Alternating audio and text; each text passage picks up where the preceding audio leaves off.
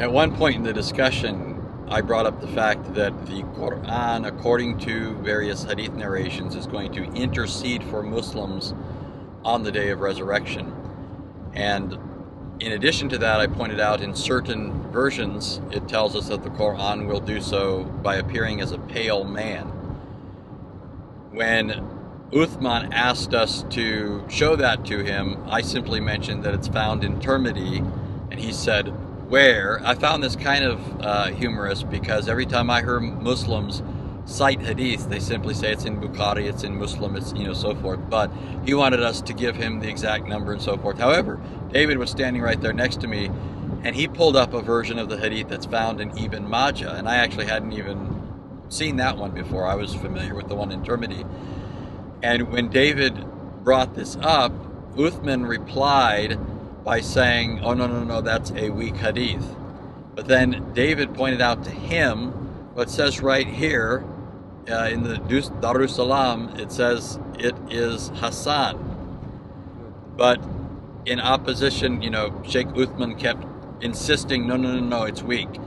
Here is the clip of Shaykh Uthman where you can see him saying, no, it's not Hasan, it's weak, it's da'if, it's not to be trusted.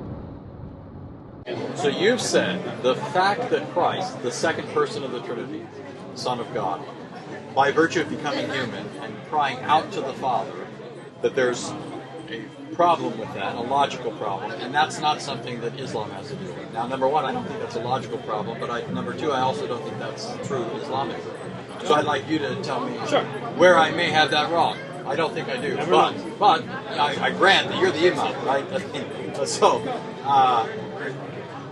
my understanding, which I have from other Muslims, which is part and parcel of why I hold that, and have read in the Islamic sources, that the Qur'an itself does intercede for Muslims, or will, on the Day of Judgment, right? The Qur'an will appear as a pale man and will say that he was the Muslim's companion in life and will intercede for him. Is that not correct? Can you give me a reference for that? That's in the Hadith. Which Hadith? Seriously, you don't think I'm going to go back? I mean, like, I don't know. Are you saying that's not in the Hadith? That is not in any authentic Hadith that I've ever read. So you'd say it's not authentic? Oh, that's fine. If you say it's not authentic, hold on, take it easy. So, to say the Qur'an will appear as a pale man, and what did you say it would be with the Qur'an will intercede for Muslims and will say that it as a pale man. Well, that's in a Tirmidhi hadith, for example. Let's I can look for it. Let's look for it. No, hold on. Because see, I like to discuss on evidences. So can I find a hadith in a Tirmidhi that says the Qur'an will be a pale man? Let's just find that, and then I will explain from there. Okay, so, but that kind of misses the point that I'm making. You're focused on the pale man part, but I think you and I both know that it's classically Islamic to say the Qur'an will intercede. So let me explain the shifa of the Qur'an? Yeah, so explain that. Excellent. The Qur'an is Kalamullah. You said you told us that part. That's part of the explanation. Okay, Take it easy, Andy. Okay. The Qur'an that is read by us, right? When we read the Qur'an, that Kalamullah will be an evidence for us. Do you understand what I mean? That the fact that we stayed up at night and read the Qur'an will make shifa. It will be an intercession. It will not be asking Allah for help or asking Allah separately than anything. It is only the fact that that good deed will be an intercession for you. Like if you had read the actual hadith, it talks about the Qur'an and another hadith about the siyam, fasting. Right? We don't say fasting by itself is an entity, but it's the deed that is intercedes for you. So does the hadith say that the deed of reciting the Qur'an will intercede for you, or does the hadith say the Qur'an will intercede? Again, so this is the thing. When you say Al-Qur'an was Siyam, these two will be shifa. They will be an intercession. Right? So what does that mean? That it is that deed of reading the Qur'an. Do you understand what that means now? I understand what you're claiming. That's just not what the hadith says. I searched for it. The first one that popped up, I know it's in Tirmidhi, but the first one that popped up was in Ibn Majah. So in Tirmidhi, there is no such hadith that says the Quran. There is. That's just the first one that popped up when I Can we look at the Tirmidhi one first? Okay, I'll find the Tirmidhi. But notice the Ibn Majah version says the Quran will come on the day of resurrection like a pale man and will say, I am the one that kept you awake at night and made you thirsty during the day. Excellent. So let's now go to. Hold on, take it easy. Yeah? You're trying to see that. No, take it easy. This is why. You're not seriously going to go to Google Translate, are you? Nope. Okay. I know you know You're Arabic. funny. I know you know Arabic. You don't but have Arabic keyboard? No. I was just going to show you the takhrij. You know what takhrij is? Okay. The checking of the narration. Okay. This narration of Ibn Majah is a very weak narration. They didn't grade it this week. Can you show me their grading? Yeah, it's in Hasan. Just it back. It's in Arabic now. You just ruined his phone. You can't see anything in English he'll now. see. Where does it say Hasan? No, this is Darussalam's grading, right? So this is not Sunnah.com, just a website. Okay? So Darussalam. Darussalam is a publishing house, right? But that's not the grading. Yeah, but they give the rating according to Hadith scholars, right? They're not just making it up. No. So we need to. I know this hadith, and that's why I was telling you, right? And I can show you the weakness in it if you like. Darussalam is a publishing house, not a scholar itself, right? Their grading by itself is not a hujjah, it's not an evidence. You have to look at the evidence from the scholars of hadith. That's not what I'm saying. That's why I asked you, right? Now, if you like, and if you, how long are you going to send me? So just let me just finish. How long are you going to send me? We're leaving tonight. I was going to invite you to my house. I have a Majah. Man, I appreciate the fact that you would have invited You got us. dinner, you got tea, I got you. Right? And I would sit with you and explain to you from the Sharh of Ibn Majah why this hadith is da'if. Because I teach Aqidah and I taught the subjects.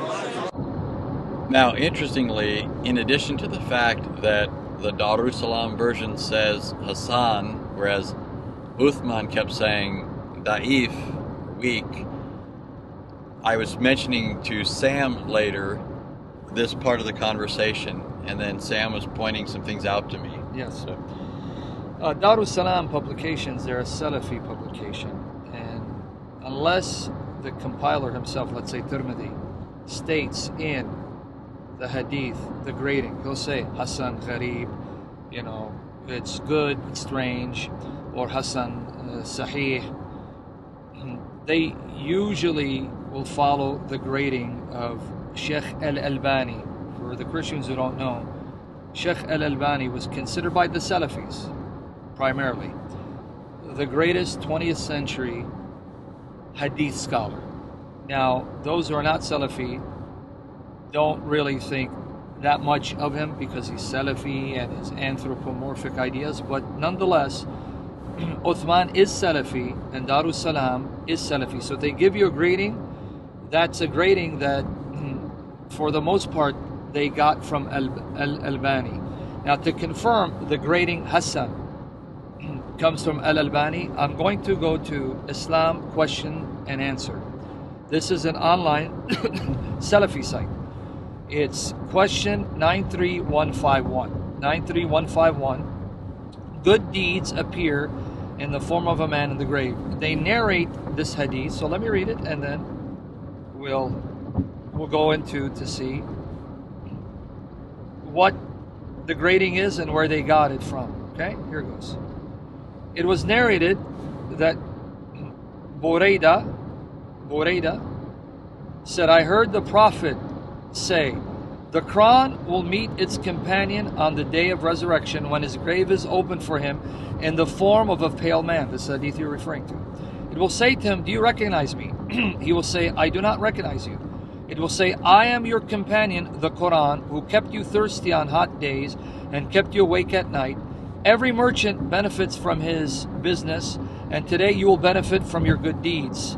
He will be given dominion in his right hand and eternity in his left, and there will be placed on his head a crown of dignity, and his parents will be clothed with priceless garments, the like of which have never been seen in this world. They will say, why have we been clothed with this? It will be said, because your son used to recite Qur'an. Then will be said to him, recite and ascend in the degrees of paradise, and he will continue to ascend so long as he recites, either at a fast pace or a slow pace. Now, narrated by Ahmad in Al-Musnad and in Ibn Majah in Al-Sunan. That's the one that David brought up, right? Classed as Hasan by Al-Bayhaqi, considered one of the greatest Muslim scholars of the past, in Al-Zawaid, and by Al-Albani and in Al-Silsila Al-Sahiha. So who graded it, Hasan? Al-Albani. So again, for those who don't know, typically, normally, when Darussalam give you a grading, they're getting it from Al-Albani. So just wanted to be clear on that. Yeah, so it's interesting. It seems to me that when Muslims are in a particular situation, and I've noticed this with quite a number of Muslims, sometimes they'll just say, the hadiths are not all valid. They won't necessarily say that particular hadith. They want to try and skate by, right, without making any specific statement. Just say some hadiths are weak and not trustworthy, so we just need to, right now in our discussion, focus on the Qur'an, right? So in my experience, it's kind of like anytime I want to use a hadith, it's automatically valid, right? We just accept it. Anytime you want to use a hadith to talk about Islam, oh, well, that might be a weak hadith or what have you. Well, in this particular conversation, it seems to me that Shaykh Uthman knew that on the spot we're not going to be able to pull up a bunch of stuff and show all these Islamic sources and scholars who classify this as a valid hadith. And so off the cuff is saying, it's weak, it's da'if, and so forth. But he knows, he's got to know, that we could later leave and then look up and see all the different scholars who have, in fact, given it a rating as Hasan or otherwise. And so, for what it's worth, he's wrong. The hadith is in the collections. It is given a sound rating. And I don't know of any, I don't recall him saying anything about any scholars who rated it da'if, in fact.